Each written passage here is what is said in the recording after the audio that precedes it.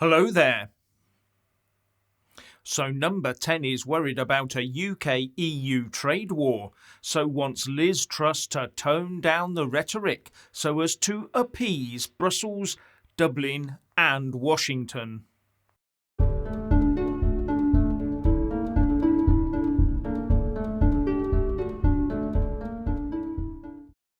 Number 10 has basically issued more words that indicates the PM has absolutely no intention of disturbing the Northern Ireland Protocol. As far as I can see, he just wants the rubbish he signed up to be accepted in its entirety, minus Article 16 of course. I've come to the conclusion that Article 16 is just for show. Boris wants the status quo in place for long enough so that people just get used to it. They must just get used to his oven-ready deal, and that way the UK won't be upsetting the EU or Joe Biden's US administration during these internationally sensitive times. But as far as I can tell, he thinks the unionist community in Northern Ireland can wear the political consequences. And one of those may be that due to the protocol, Northern Ireland businesses miss out on the proposed extension to the COVID recovery loan scheme, which would allow them to borrow up to £2 million and is due to expire by the end of June. But be in no doubt that the Northern Irish business community has been forced to address the problems, and they have diversified their businesses to embrace more EU-based opportunities in the south of Ireland. Trade has already been diverted. The rest of the UK is largely prevented by cost and paperwork from selling into Northern Ireland, so the South and the EU have stepped in, to the point it may now be too late to reverse that. No wonder the Irish Republic Foreign Minister Simon Coveney is pleading in the Telegraph today for the protocol to stay unchanged. And from the delays to triggering Article 16 so far, I must assume that is part of the Boris plan. So it seems that the unionist community is to be one of the sacrificial lambs in the search for peace in Ukraine and settled trade for the rest of the UK, whatever the Belfast Agreement says. But Boris's Foreign Secretary and post-Brexit negotiator Liz Truss is being far more combative and wants to really get to grips with the problem, or so we're told.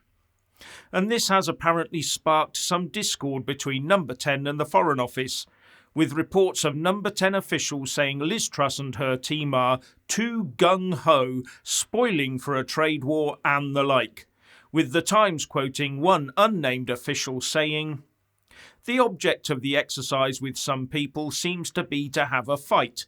The object of the exercise for the Prime Minister is to restore democratic processes to Northern Ireland. We want a weapon on the table.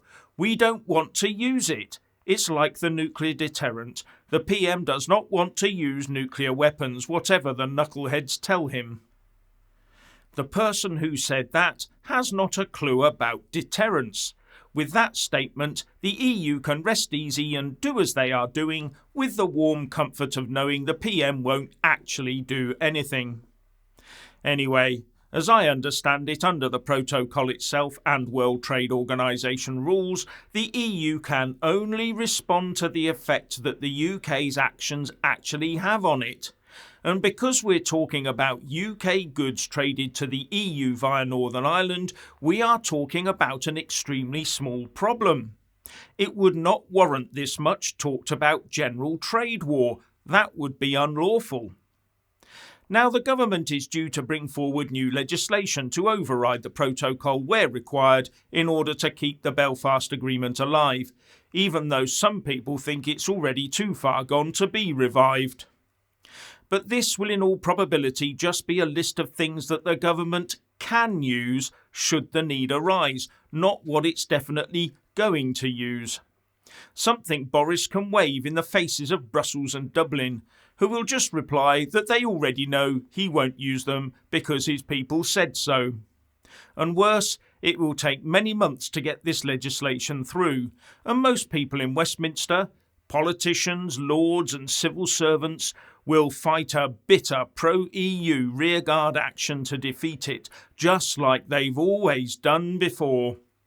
And Boris is off to Northern Ireland to try and get the DUP to start working with Sinn Féin in a power-sharing executive, even though the DUP has said it will not do so until the protocol problems are addressed.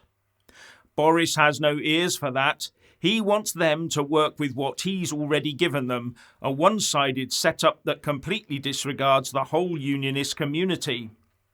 At the end of the day, Boris Johnson's deal was oven ready, on Boris's terms, which are not unionist terms, and he's been busy ever since baking it into the future of Northern Ireland, whatever bluster he comes out with.